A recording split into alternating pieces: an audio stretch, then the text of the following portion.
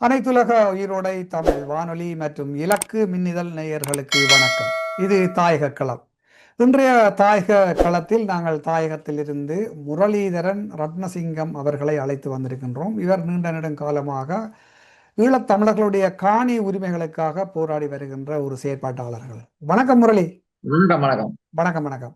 நாங்கள் இன்றைக்கு முக்கியமா இதுல கணக்கெடுத்த விடயம் இந்த மன்னார்ல ஒரு காணி அபகரிப்பு முயற்சி ஒன்று இந்த திணைக்களங்களால முன்னெடுக்கப்பட்டு வருகின்றது. அந்த காணிகளிலே அதாவது நானாண்டான் பிரிவு நினைக்கிறேன், இப்போ பிரிவுக்குட்பட்ட அந்த இடத்துல தான் இந்த காணி அபகரிப்பு ஒன்று திணைக்களங்களாலே அந்த குடும்பங்களை அகற்றி அவர்கள் கிட்டத்தட்ட 60களில் இருந்து அந்த இடத்துல இருந்து வசித்து வந்திருக்கின்றார்கள்.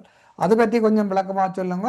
அதுக்கு அடுத்தபடியாக இன்னும் ஒரு முக்கியமான திட்டத்தை பற்றி நாங்கள் பேச வேண்டும். இந்த திவிலோயா திட்டம், திவிலையா திட்டம் பற்றி நாங்கள் கதைக்க வேண்டும். அது கிட்டத்தட்ட ஒரு கிழக்கையும் வடக்கையும் துண்டாடுகின்ற ஒரு உள்நோக்கம் கொண்ட ஒரு திட்டமாகத்தான் இருக்கின்றது. முதலில் இந்த மன்னாரில் என்ன நடைபெறுகின்றது என்பதை பற்றி இப்போ அங்காங்கே காணிகள் அபகரிப்பு செய்யப்பட்டு கொண்டு வருகின்றது.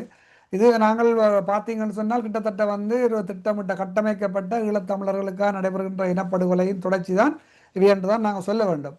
முதலில் இந்த மன்னாரில் நானாண்டான் பிரிவுக்குட்பட்ட பகுதியில் நடைபெறுகின்ற இந்த நில அபகரிப்பு சம்பந்தமாக சொல்லுங்கள். வணக்கம்.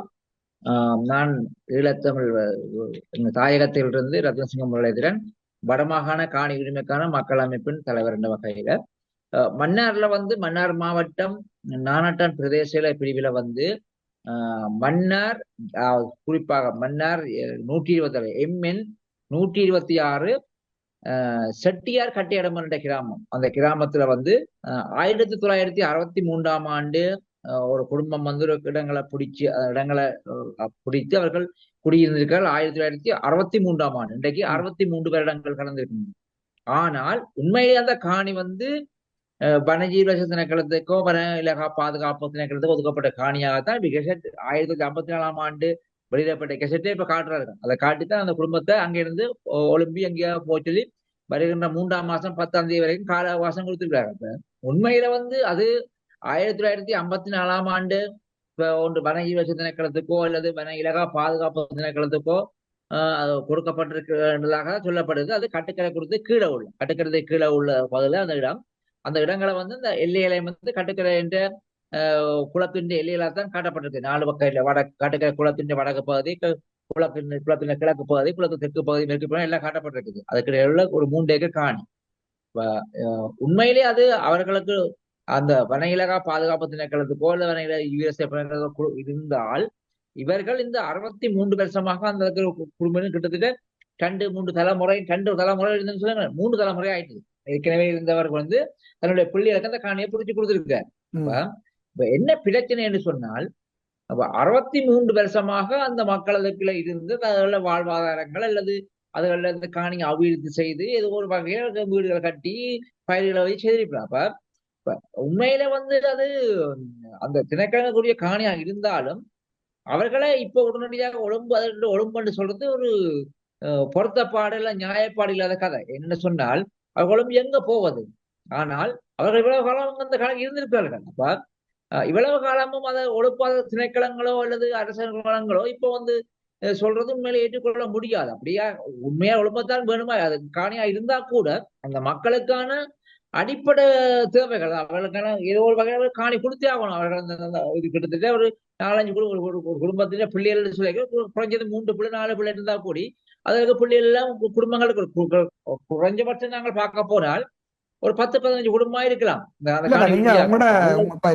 உங்களோட கருத்தின்படி பார்த்தால் அந்த இடத்திலே கிட்டத்தட்ட ஒரு 60-65 வருஷத்துக்கு மேலாக அந்த மக்கள் அங்கு குடியிருக்கின்றார்கள். ஆட்சி இருந்திருக்கார்கள்.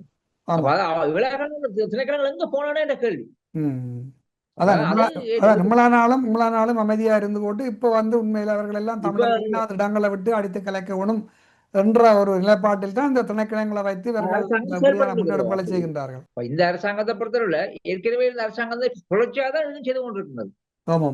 எந்த மாற்றமும் இல்லை. ஆனால் அந்த மக்களுக்கு நீங்க காணியை எடுத்தா கூட இந்த மக்களுக்கான சரியான காணிகளை கொடுத்து இழப்பீடும் வழங்கப்பட வேண்டும் என்றுதான் எங்களோட காணி உரிமைக்கான மக்களமைப்பின் குறிப்போடாயும் எங்களோட வேண்டுகோளாயும் இருக்கின்றது. ஆமா, அந்த மக்கள் இப்ப இவ்வளவு காலம் இருந்திருக்கின்றார்கள், கிட்டத்தட்ட 60 65 வருடங்களுக்கு மேல் அங்கு வாழ்ந்திருக்கின்றார்கள். 63ஆம் ஆண்டுல பிடிச்சிருக்கிறோம். இன்றைக்கு இன்றைக்கு 2023 63 வருடங்கள். 2026 2026 சாரி 26 26 2026ஆம் 63. ஆண்டு. ஓ, ஆமாம். அப்ப 63 வருடங்கள். இந்த இடைப்பட்ட காலகட்டங்களில் அந்த மக்களுக்கு அந்த காணி உரிமம் வழங்கப்பட்டுள்ளதா? உரிமம் வழங்கையில போல என்ன சொன்னா கெசட் பண்ணப்பட்டது தானே அவைய சொல்ல ஆட்சி உறுதி போட்டிருக்கல. நான் அந்த மக்கள் நேரடியாக சந்திக்காமல் நான் வந்து போனுக்கு ஊடாகத்தான் அவர்கள் அந்த ஆவணங்களை நான் பெற்று வருத்தினபடி நான் நேரில் சந்திக்க இல்லை. நான் ஓ, சந்திக்க இருக்கிறேன். நான் இப்ப சந்திக்க இருக்க நாங்கள் சந்திக்க இல்லை. ஓ. ஆனால் அவர்கள் ஒரு இந்த காலங்களில் வந்து இப்ப சாதாரண இந்த நடத்துறது 30 வருஷங்கள் யுத்தம் நடந்த பிரதேசம். இப்ப அதுக்கு முன்னுக்கு தான் இப்ப சிவில் நிர்வாகங்கள் இருந்திருக்கு. ஆனால் இப்ப 63ஆம் ஆண்டுல குடியிருக்கிற இடத்துல சாதாரணமா 83ஆம் ஆண்டு தான் இங்க ஒரு பிரச்சனை உருவாகுது. ஆனா ஒரு இலங்கையில, இனமோதல் ஏன்னா இலங்கையிலே ஒரு சட்டம் இருக்கின்றதுல, குறிப்பிட்ட காலத்துக்கு மேலே ஒரு குறிப்பிட்ட நபர்கள் ஒரு இடத்தில் இருந்தால் அந்த இடம் அவர்கள் அவர்கள் அந்த இடத்தில் இருக்கலாம் என்ற ஒரு சட்டம் உள்ளதல்லவா? திட்டம் இருக்குது. அது என்னன்னு சொன்னால் அது எப்படி என்று சொன்னால் அது வந்து ஒரு சாதாரண அது தன்னவற்ற காணியா இருக்கவும். ஒரு தன்னவற்ற காணியா இருந்த அரச காணியில இந்த காலத்துக்கு நாங்க இருக்க உரிமை கோர முடியாது. அரச காணியில ஓ, ஒரு தனியாருடைய காணி என்று சொன்னால் ஒரு தனியாருடைய காணியில நான் இருக்கின்ற அவருடைய காணியை நான் பலாத்காரமா பிடிச்சி இருக்கணும் என்று சொன்னால் குறைந்தபட்சம் நான் ஒரு 10 வருஷம் அந்த காணிக்கு இருந்துட்டேன்னு சொன்னால் அந்த 10 வருஷத்துக்குள்ளேயே அந்த காணிக்காரன் எனக்கு தன்னுடைய காணி என்று சொல்லி எந்த ஒரு இடத்திலும் ஒரு முறைப்பாடு அவர் செய்திருக்க கூடாது. ஓகே. ஒரு கிராம சேவகர்கிட்டயோ அல்லது பிரதேச செயலகத்திலேயோ அல்லது பொலிசிலேயோ ஒரு முறைப்பாடு எனக்கு நான் இருக்கிறதுக்கு எதிராக ஒரு முறைப்பாடு செய்யாமல் அவர் இருந்திருந்தால் அந்த காணி எனக்கு நான் உரிமை கோர்றதுக்கான ஆட்சி உரிமை கோர்றதுக்கான தகுதி எனக்கு இருக்குது. அதே ம், ம். நேரம் நான் வந்து அதுக்கான ஆவணங்கள் வச்சுக்கொள்ளும். சாதாரண இப்ப தண்ணிக்குரிய பில் கட்டணம், கரண்டுக்குரிய பில் கட்டணம் அப்படியே அரசாங்கத்தால் வழங்கப்பட்ட ஆவணங்கள் வச்சிருந்தா அது நிச்சயமாக அது தனியாற்ற காணிக்கு உரிமை கோர முடியும். தனியாற்ற காணிக்கு மட்டும் அரச காணிக்கு ஒரு போதும் காணி சட்டத்துல இடமில்லை உரிமை கோர்றது. ஆமாம், ஆமாம். அப்ப அப்படியே அந்த இப்படியான அடாவடித்தனங்கள் அரசு திணைக்களங்களால் மேற்கொள்ளும் பொழுது அந்த பிரதேசத்தில் இருக்கின்ற அரசியல்வாதிகள் என்ன செய்கின்றார்கள்? அரசியல்வாதிகளும் அவைகள் வந்து காணி பிடிக்கல கட்டிக்காரா இருக்கணும். நீங்க பாத்தீங்கன்னா அதான் உண்மை. மன்னார் மாவட்டத்துல பெருமளவான காணிகளை வந்து கபலீகரம் செய்தது முன்னாள் அமைச்சரும் தற்போதைய பாராளுமன்ற உறுப்பினர் இருக்கிற ரிஷாத் பதவியும் பெருமளவான அவர்கள் காணி பழக்கம் கணக்கிருக்கின்றது. ஓ, நிறைய ஓ. காணிகளை பிடிச்சதாகவும் அதை நம்ம முஸ்லிம் மக்களை பொறுத்ததாக காணி விஷயங்கள் நிறைய அவர்கிட்ட இருக்குது. ஆமாம், தமிழ் அரசியல்வாதியை பொறுத்தவரை இதுல பெரிய வாய் திறக்கவே இல்லை. இன்றைக்கு யுத்தம் முடிஞ்சு 16 வருஷங்களா ஆகின்றது. இன்றைக்கு வடக்கு கிழக்குல இவ்வளவு காணி பிரச்சனை இருக்கு. இதை பெரிய கதைக்கணும் இல்லையா இருக்கு. ஆமாம், உண்மையில அந்த மக்களுக்கு கூடி அந்த ஏற்கனவே இருந்த மன்னார் இருந்த மக்களுக்கு கூடி அந்த காணி அரசாங்கத்துல காணி வைக்க தெரியாம இருந்திருக்கலாம். இப்ப எல்லாருக்கும் ஒரு ஒரு அறிவு இருக்கும் இல்லத்தானே. இப்ப எல்லாரும் வந்து ஒரே மாதிரி இல்லத்தானே. ஆமாம். அவர்கள் ஒரு இடம் இருந்திருக்காங்க. அவர்கள் பிடிச்ச அந்த இடத்துல இருந்திருக்கலாம். ஆனா இன்னைக்கு 63 வருஷம் இருந்து அந்த காணி பிடிச்சவரும் செத்துட்டார். ஆ, அவர் தன்னை புள்ளிகளுக்கு பிடிச்சு கொடுத்துருக்கிறார். ஓ, அவரும் இல்ல. ஓ. அப்ப இன்றைக்கு வந்து 63 வருஷத்துக்கு பிறகு வந்து அரசாங்கம் வந்து இந்த காணியில் ஒழுங்குமோடு சொல்றது எந்த வகையில நியாயம்? அது அரசாங்க காணியா தான். அது உண்மையா திணைக்கிறது காணி இருந்தது கெசட் இருக்குது. ஆமாம், ஆனா அந்த மக்களுக்கு அந்த நேரம் வந்து கெசட்டை பார்க்க தெரியாம இருந்திருக்காங்க. அவர் சில விளைப்ப இளைய தலைமுறையா இருக்கலாம். ஆனா ஆமாம். இப்பதானே கெசட்டியாவை காட்டி 54ஆம் ஆண்டு இது வந்து இந்த இடத்துக்கு ஒதுக்கப்பட்ட காணி என்று சொல்லி சொல்லினேன். இப்ப இல்ல, இது மாதிரி இப்ப சொல்லுங்க. மன்னார்ல நடைபெறுகின்ற இப்படி இந்த காணி அபகரிப்பு மாதிரி வேறு இடங்களிலும் இப்படியான காணி அபகரிப்புகள் இப்ப சமகாலத்தில் நடைபெற்றுக் கொண்டிருக்கிறதா? சமகாலத்துல நீங்க பாத்தீங்கன்னா இப்ப கிபிலோயா பிரச்சனை இருக்குதானே. கிவிலோயா பிரச்சனை பற்றி கிபிலோயா அது ஒரு தனியாக நான் நிறைய அதை பற்றி பேச வேண்டியுள்ளதுன்னு சொன்னா, அது மிகவும் ஒரு ஒரு ஒரு அபாயமான ஒரு திட்டமாகத்தான் நாங்கள் பார்க்க வேண்டியுள்ளது. ஆமாம். இந்த காணி அபகரிப்பு தொடர்ந்து வேறு இடங்கள் இல்லை என்று சொன்னால் நாங்கள் இந்த கிவிலோயா என்ன என்ன என்ன நடைபெறுகின்றது என்பதை பற்றி நாங்கள் அங்கு பேசலாம். என்று சொன்னால் ஏற்கனவே இந்த இந்த இந்த திட்டத்தில் வந்து கிட்டத்தட்ட ஒரு நான் நினைக்கிறேன் ஒரு 4700 குடும்பங்கள், சிங்கள குடும்பங்கள் அந்த இடங்களிலே வந்து குடியமர்த்தப்பட்டிருக்கின்றார்கள். இந்த திட்டத்தின் ஆமாம். ஊடாக மேலும் பல சிங்களவர்களை அந்த இடத்திற்கு கொண்டு வருவதாக சொல்லப்படுகின்றது. நீங்கள் மற்ற இன்னொரு ஆமாம். விடயத்தை பார்த்தீங்கன்றால் புவியியல் ரீதியாக வந்து இந்த இந்த இந்த கிவிலோயா என்ற இந்த இந்த இந்த அருவி வந்து பதவியாவையும் பதவியாவுக்கும் திருவண்ணாமலைக்கும் இடையிலாக ஊடறுத்து வருகின்றது. அங்கு சிங்களவர்களை கொண்டு வந்து குடியேற்றி விட்டால் வடக்கும் கிழக்கும் பிரிக்கப்படுகின்றது. அப்ப இது ஏற்கனவே ஏற்கனவே வந்து இப்ப நாங்கள் அறிந்த வகையில் தெரிந்து கொண்டபடி மஹிந்த ராஜபக்ஷ இருந்த காலத்தில் 2011ஆம் ஆண்டு இந்த திட்டம் கொண்டு வரப்பட்டுள்ளது. அதை பற்றி கொஞ்சம் விளக்கமாக சொல்லுங்களேன். நாங்கள் வந்து அறிஞ்ச வகையில தெரிஞ்ச வகையில 2011ஆம் ஆண்டு தான் இந்த கிபிலோயா திட்டம் கொண்டு வரப்பட்டதை நாங்கள் அறிகிறோம். ஆனால் நாங்கள் இன்றைக்கு 51 வயசு ஆகுது, எனக்கு 51 வயசு. நாங்கள் சிறிய அறிஞ்ச நாங்கள் பிறக்க முற்பட்ட காலம். இந்த சாதாரணமா இலங்கைக்கு சுதந்திரம் கிடைச்சது 48ஆம் ஆண்டு சொல்றாங்க. 49ஆம் ஆண்டே ஜே.ஆர். ஜெயவர்தனா டிஎஸ் சேனநாயக்கா. சேனநாயக்காவால, அப்போது டிஎஸ் சேனநாயக்காவால வந்து கல்லோயா திட்டம் கொண்டு வந்த அம்பாறையில ஆமாம். அந்த அந்த அந்த கல்லூரி திட்டம் ஊடாகத்தானே எங்க நிலங்கள் அபகரிக்கப்பட்டு அங்க அபகரிக்கப்பட்டது. உள்ள ஆமாம். தமிழ் மக்கள் காணிகள் அபகரிக்கப்பட்டு அதுக்கு பிற்பாடு ஜே.ஆர். ஜெயவர்தனாவால தானே மகாவலி அபிவிருத்தி அதிகார சபை அந்த திட்டம் கொண்டப்படுது. அந்த மகாவலி ஊடாகத்தான் மட்டக்களப்பு திருகோணமலையால் முற்றாக அளிக்கப்படுகின்றது.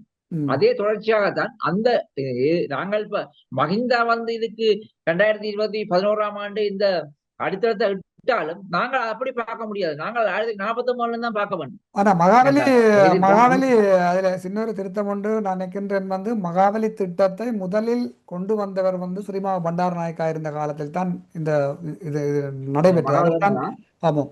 அதாவது வந்து இந்த நீர்ப்பாசன திட்டம் என்று சொல்லி ஐக்கிய நாடுகள் சபையில் கூட அதற்கான நிதிகளை எடுத்து இதை முன்மொழிந்து இந்த இந்த திட்டத்தை ஆரம்பித்து வைத்தவர் ஸ்ரீமா பண்டாரநாயக்கா காலத்தில் தான் இது ஆரம்பிக்கப்பட்டது. இருக்கலாம், இருக்கலாம். இப்ப எனக்கு தெரியும், நானும் படிச்சு அறிஞ்சதான் சொல்றேன். இப்ப இருக்கலாம். ஆனால் சினிமாவை கொண்டு வந்தாலும் அந்த மகாவலி ஊடாக அதிகமான சிங்கள குடியேற்றங்களை சேர்ந்து ஜே.ஆர். ஜெயவர்தன காலமாக தான் இருக்குன்னு நான் நினைக்கிறேன். ஜே.ஆர். ஜெயவர்தன 1978ஆம் ஆண்டு ஜனாதிபதியா வந்து கிட்டத்தட்ட 88ஆம் ஆண்டு வரைக்கும் இருக்கு. அந்த பதவிக்கு நிறைய காணிகள் அபகரிக்கப்படுகின்றது.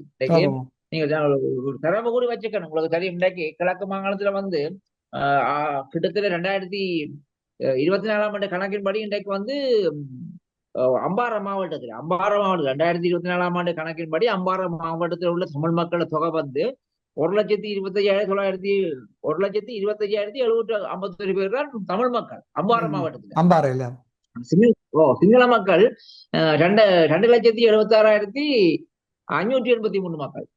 அதே முஸ்லிம் மக்கள் வந்து 3,39,290 பேர். அப்ப இது வந்து, ஆனால் நான் அறிஞ்சளவில் நான் படிச்சு அறிஞ்ச வகையில அம்பாறை மாவட்டம் ஆரம்ப காலத்துல வந்து தமிழ் மக்கள் அதிகமாக தமிழர்கள் இருந்த மாவட்டம் அம்பாறை மாவட்டம். அந்த கல்லோயா திட்டம் 49ஆம் ஆண்டு பிறகுதான் தமிழர்கள் படிப்படியாக குறைக்கப்படுகின்றார்கள், அகற்றப்படுகின்றார்கள். அப்ப அதுகின்ற தொடர்ச்சியா தான் நாங்கள் இந்த இதையும் பார்க்க வேண்டும், கிவ்லோயாவையும் பார்க்க வேண்டும். கல்லையால தான் 1956ஆம் ஆண்டு வந்து கிட்டத்தட்ட 186 தமிழர்கள் வெட்டி படுகொலை செய்யப்பட்டார்கள். இங்கிரிகிரிய திட்டம் என்று சொல்வார்கள். ஆமா ஆமா. அதுக்கப்புறம் வந்து திருவண்ணாமலைக்கு அல்ல கந்தலா திட்டம் வந்து இருக்குது. இது கூட மகாவலி அபிவிருத்தி சொல்றது அந்த திட்டம் வருது. கிட்டத்தட்ட நான் நினைக்கிறேன் அந்த மகாவலி ஊடாகத்தான் திருவண்ணாமலையும் ஆக்கிரமிக்கப்பட்டிருக்கு. பெரும்பாலான தமிழ் கிராமங்கள் சிங்கள பேராக மாற்றப்பட்டிருக்கு. 90க்கும் மேற்பட்ட கிராமங்கள் சிங்கள பேராக மாற்றப்பட்டிருக்கிறது. அதை பார்க்க வேண்டும். இப்பொழுது நடைபெற்ற இந்த திவிலோயா திட்டத்தின் ஊடாக தமிழ் மக்களுக்கு ஏற்படக்கூடிய பாதிப்புகள், அங்கு இருக்கின்ற குளங்கள், இந்த திட்டத்தின் ஊடாக வேறு குளங்கள் ஏதாவது அளிக்கப்படுகின்றதா? அதை பற்றி ஏதாவது? கிவிலோயான்றது அது ஒரு ஆறு அருவியை வந்து 4.9 கிலோமீட்டர் கிட்டத்தட்ட 5 கிலோமீட்டர் அணைய காட்டித்தான் இவர்கள் அந்த குளத்தை நீர்க்கு உருவாக்குறார்கள். ஆனால் அந்த உருவாக்கல அதுக்குள்ள வந்து ஏற்கனவே இருந்த அந்த கிராமங்கள் இருந்த காஞ்சிரமோட்டை அல்லது மருதோட வடிவச்சகள், மற்றது கொஞ்சம் குளங்கள் இருக்குது. கொஞ்ச இடங்கள் சொன்னால் காட்டு பூவரசம் மூலம் மருதோட வடிவச்சகல், மற்றது என்ன கூழாங்குளம், அப்படியா கிராமங்கள்ல பகுதியில இருந்த கிட்டத்தட்ட 15-16 சிறிய குளங்கள் நீர்த்தேக்கத்தை அகப்படுது. உள்ளுக்குள்ள நீர்த்தேக்கத்தை உள்ளுக்கு எம்புறதோட எங்களோட தமிழற்ற தொல்லியல் சான்று ஆதாரமா உள்ள 47 இடங்களும் அழிஞ்சு நீருக்கு தாண்டு போகும். நாங்கள் அதோட திட்டமிட்ட இனப்படுகொலை தானே அது. நீங்கள் வந்து இன்றைக்கு சொல்றீங்கள், இன்றைக்கு அங்க வந்து அந்த சிங்களம் மன்னவன் இருந்தவன் இங்க இருந்தான்னு சொல்லி நீங்கள் இன்றைக்கு வந்து தொல்லியல் திணைக்களம் சொல்லி உங்களுடைய ஆதாரங்களை தேடி கிண்டுறீங்க. ஆனால் இது வந்து திட்டமிட்டு 47 இடங்கள் வந்து தமிழருக்கான தமிழ் மன்னர்கள் வாழ்ந்ததுக்கான ஆதாரங்கள் உள்ள இடங்கள் 47 அழிஞ்சு போகுது, தண்ணிக்குள்ள சாண்டு போக போகுது திட்டம் உருவாகுதா. அதுல வந்து கிட்டத்தட்ட நான் நினைக்கிறேன் அதுல வந்து 2500 ஹெக்டேர் வந்து நீர்ல மூழ போகுது. காடு வந்து தண்ணிக்கு தாழ போகுது. காண போதா ரைட்டா. கிட்டத்தட்ட 6177 ஏக்கர். 2500 ஹெக்டேர் சொன்னால் 6177 ஏக்கர். அதாவது புதிய காடுகள். ம், ம்.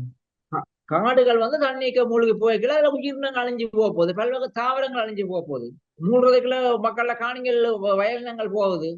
ம். இதெல்லாம் ஒரு திட்டமிட்டு அது வந்து நான் நினைக்கிறேன் அந்த 2009க்கு முற்பட்ட காலம். அதாவது 1984 12ஆம் மாசம் 24ஆம் தேதி மணலாறு மாவட்டம் என்கிற தமிழ் பேர் மணலாறு என்று சொல்லப்படுற கொக்குழாய், கொக்கு திருவாய், கர்நாடகனி, வெளிவச்சைகள், மருதோட, ஊஞ்சல் கட்டி அந்த இடங்கள்ல உள்ள மக்களை 24 மணி நேரத்துக்கு வெளியேற சொல்லி ராணுவம் வெளியேற்று வெளியேற்றம்.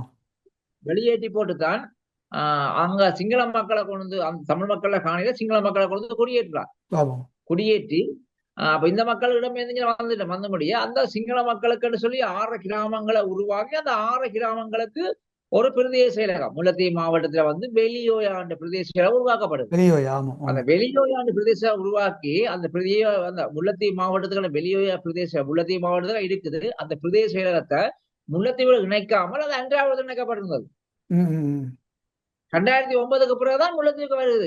யுத்தம் முடிஞ்ச கையோட இங்க முல்லைத்தீவு மாவட்டம் இணைக்கப்படுது. அப்ப ஆமாம், அந்த ஆமாம். தமிழ் மக்கள் ஏற்கனவே இருந்து தமிழ் மக்களை காணிகளை பிடிக்கப்பட்டு அந்த மக்கள காணிகளை வந்து இன்றைக்கு நீங்கள் அங்க உங்க அதுக்கான தனியான பிரதேசங்களை உருவாக்கி இன்றைக்கு நீங்கள் ஒரு இதை கொண்டு வாரீங்கள். இது ம். ஒரு அதுக்கான அந்த ஏற்கனவே இருந்த அந்த மக்கள் 4500 மக்கள் அங்க சிங்கள குடும்பங்கள் இருக்கின்றது. இந்த ஆமாம்.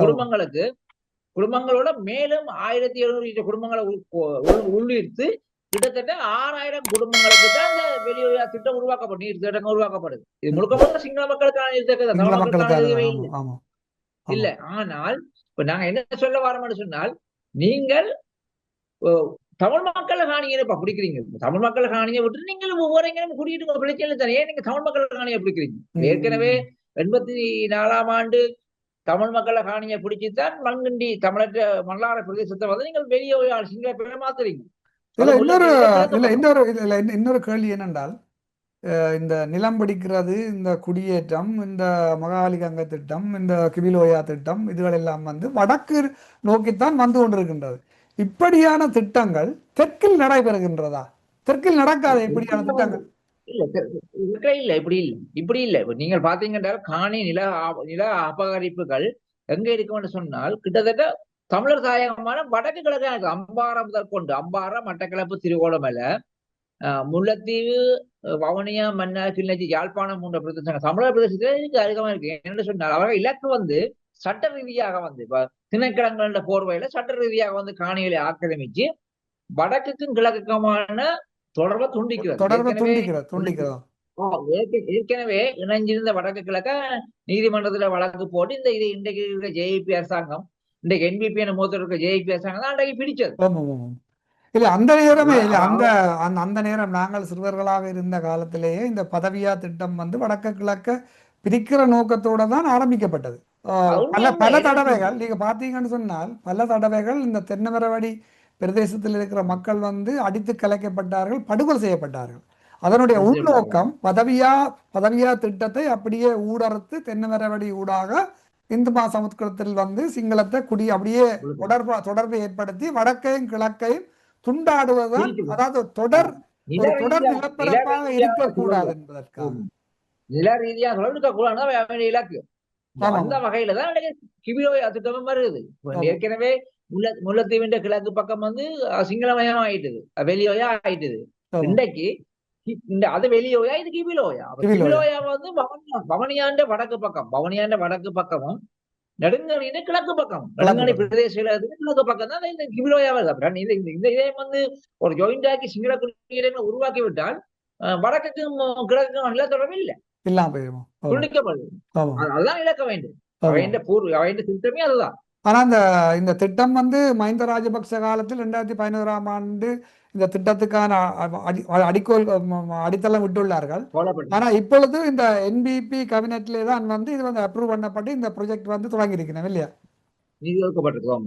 ஆனா ஆஹ் அங்கே அவர் நாங்கள் ஒன்றை நாங்கள் யோசிக்கணும். என்னன்னு சொன்னால் வெங்கட மக்கள் ஏதோ என்பிபி அரசாங்கத்தை ஏதோ வச்சு என்னன்னு சொல்றது தங்கத்தட்டுல தாம்பாளத்தை அள்ளி கொடுக்க மாதிரி வரவேற்கணும் வச்சு. ஆனால் நாங்கள் ஒன்றை புரிஞ்சு கொள்ள வேணும். சிங்கள தேசியவாதம் பௌத்த சிங்கள தேசியவாதம் என்றது தன்னுடைய கொள்கை ஒரு விதத்துல போவாங்க. ஆ அது மைந்தாவா இருக்கட்டுக்கும் அல்லது சயித்தா இருக்கட்டும், ரணிலா இருக்கட்டுக்கும் அல்லது அன்றாவா இருக்கட்டும், எவரா இருந்தாலும் ம் அந்த பௌத்த சிங்கள தேசியவாதம் என்ற அடிப்படை கொள்கை இருந்தால் போக மாட்டோம். போமாட்டோம். அந்த ஆமா அவர்கள் அந்த மஹிந்தா கொண்டு வந்த அதே இதை இன்னைக்கு இவன் நிறைவேற்றார். அன்றா குமார் சேகர் நிறைவேற்றார். ஆமா எங்கள அதாவது தமிழ் மக்களே ஆதரவுடையா, ஆமா தமிழா தமிழ் கட்டாயம். மக்களே ஆதரவு. ஓ இன்னைக்கு என்பிபி வடக்கு வன்னியில வந்து இன்னைக்கு என்பிபிக்கு வந்து 3 எம்பி மேல நிக்கணும். ஆமா ஆமா அதுவும் குறிப்பாக வவனியா மன்னார் அந்த முல்லைத்தீவு பகுதியில் கண்டியில வந்து 3 எம்பிபி உறுப்பினர் மேல நிக்கணும். இவர்களும் மௌனமாக இருக்கின்றார்கள். இல்ல அதுக்கான என்னென்றால் இப்ப என்பிபி அரசு ஒரு சிங்கள கட்சி ஒன்று வடக்கு கிழக்கிலே 3 எம்பி மாரை எடுக்கக்கூடியது. அது முக்கிய வடக்கு மாகாணத்திலே எடுக்க முடியுமா ம். இருந்தால் இதற்கான காரணம் மூன்று இல்ல, எங்களுடைய தமிழ் ஓ அரசியல்வாதிகள் தானே. 3 இல்ல 6.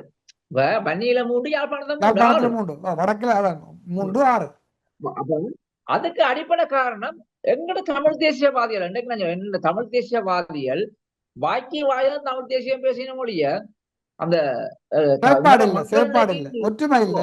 எங்கள ஓ எங்கட மக்கள் வந்து இன்னைக்கு ஒரு சிங்கள கட்சியை ஆதரிக்குன்னு சொன்னால் எங்கட தமிழ் கட்சிகள் அதிருப்தி காரணம் தான் அதிருப்தி அங்க அதிருப்தி போறாங்க. ஆமா ஆமா அதிருப்தி தான். ஓ இவர்களால் ஊக்குவிக்கிறார்கள். தமிழ் ஆமா தலைமையெல்லாம் ஊக்குவிக்குது. ஏன்னா ஆமா இவைகள் தங்களுக்கு அதெல்லாம் புடுங்குபடுகிறது. நீ ஆமா பாத்தீங்கன்னா தங்களுக்கு தான் பதவி சண்டை. இப்ப அதிருப்தி. நான் சொல்றேன் என்று சொன்னால், இன்னைக்கு நீங்கள் ஒரு அரசாங்கம் ஒரு அரச உத்தியோகம் நீங்க பாப்பீங்கன்னு சொன்னால் உங்களுக்கு அரசாங்கம் வந்து கிட்டத்தட்ட 60 வயசுல உங்களுக்கு ஓய்வு தருது. ம் அப்ப வந்து அரசியலுக்கு ஓய்வு இல்லை தானே. ஆமா ஆமா இப்ப 60 வயசுல அரசாங்கம் வந்து உங்களுக்கு ஓய்வு, உங்களுக்கு இந்த மெயின்டைன் மூளையெல்லாம் மாறும், உங்களுக்கு தன்மையெல்லாம் கெட்டு போகும்னு சொல்லி உங்களுக்கு வாக்கள் மாறும்னு சொல்லி உங்களுக்கு நீங்க வேலை செய்ய மாட்டீங்கன்னு ஓய்வு கட்சி தருது. அப்ப அப்படிப்பட்ட அரசியல் இருக்கணும். ம் நீங்களுடைய பாத்தீங்கன்றால் அந்த அரசியல்வாதிகள்ல பார்த்தால் ஒரு சில குறிப்பிட்ட நான் இப்ப சுருக்கமாக சொன்ன தமிழ் தேசியம் என்று பேசிக் கொண்டிருக்கின்ற இல்ல, சுருக்கமாக சொல்ல போனால் இப்போ யாழ்ப்பாணம் மாவட்டத்தை பொறுத்தல 3 பேரும் 60 வயசுக்குள்ள இருக்கணும். மற்ற எல்லாரும் ஒன்று வந்து ஒன்று வந்து ஸ்ரீதரன், அவருக்கும் 6 வருஷம், அவருக்கும் 60 வருஷம் ஆயிட்டு. ஆயிடுச்சு. அவன் 67 அவருக்கும் ஆயிட்டு. ஆமா 68 இல்ல, அவருக்கு 1 வருஷம் கிடக்கு. ஆ 67ஆம் ஆண்டு இருக்கும். அடுத்தது வந்து கயந்திரகுமார், 52 வயசு இன்னைக்கு. அடுத்தது எங்கட பைத்தியம். பைத்தியம் சின்னப்படி, அந்த அதை குழந்தை படி ஊசி சின்னப்படி ஊசி ஊசி ஊசி. அதான் பைத்தியம். ஆமா பைத்தியத்துக்கு இன்னைக்கு அது 86ஆம் ஆண்டு பிறந்த கிட்ட 36 30 வயசு அதுக்கு. ஆமா ஆமா அப்ப இப்ப இப்ப இன்றைக்கு இருக்க தலைமைகளும் இளைய தலைமுறையை கொண்டு வர்றதுக்கு எச்சரிக்கை இல்லை தானே. இல்ல அவ விட மாட்டான். திரும்ப திரும்ப அவ திரும்ப அதுக்கான உற்சாகப்படுத்தி விட திரும்ப மாட்டான். அவ என்ன அவ அரசியலை விட்டு போட அவளுக்கு வருமானங்கள் இல்லாம போயிடும் தானே.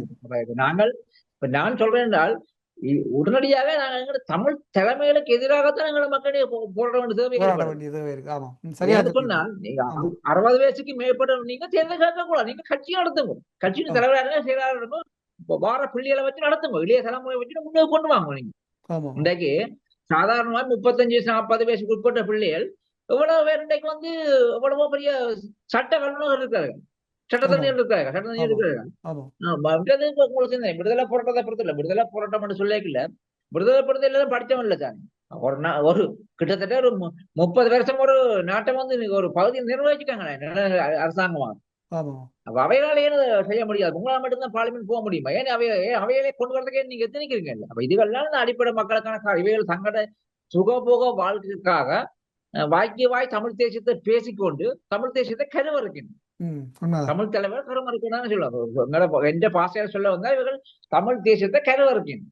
அது உங்களோட இன்னும் ஒரு கேள்வி இரண்டாக, நீங்கள் இந்த இந்த காணி உரிமைக்காக போராடி வருகின்றீர்கள். இந்த போராடும் பொழுது மக்களுடைய ஒத்துழைப்பு பெருமளவில் வந்து அந்த போராட்டத்தில் ஒத்துழைப்பு சொன்னால், நீங்கள் 1 2 பேர் வந்து அங்கு கொடியையோ அல்லது பதாதைகளை பிடித்து கொண்டு நின்றால் அது பெருசாக ஈடுபடாது. பெருமளவு மக்கள் வந்து நின்று அது போராடினால்தான் அது ஒரு கவன ஈர்ப்பாக மாறும். அந்த வகையில வந்து நீங்க செயற்பாட்டாளர் மக்களுடைய உதவி உங்களுக்கு இருக்கிறதா? சப்போர்ட் உங்களுக்கு இருக்கிறதா? இல்ல, நீங்கள் இப்ப அந்த மக்களின் ஒரு போராட்டத்தை வந்து இன்றைக்கு மக்கள் மயப்படுத்த வேணும்.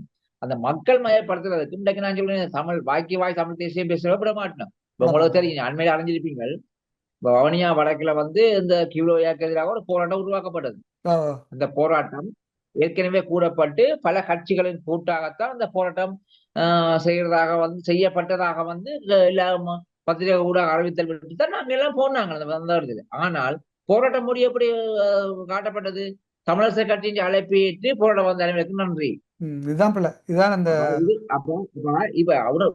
அந்த அந்த நியூஸ் வந்த உடனே எனக்கு தெற்கு பகுதியில சிங்கள நண்பர்கள் எடுத்து போடினா முரளி இது மக்கள் கிலோவுக்கு எதிராக மக்கள் போராடையில் அரசியல் கட்சிகளுக்கு தான் இந்த திட்டம் விருப்பம் இல்ல, மக்கள் அதை அப்படிதான் சொல்லப்படுது.